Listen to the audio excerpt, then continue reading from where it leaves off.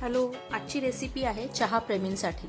एखाद्याला सवय असते सकाळी उठल्या उठल्या चहा समोर लागतो, तर काही लोक दिवसातून 4 ते 5 वेळा सहज चहा पितात।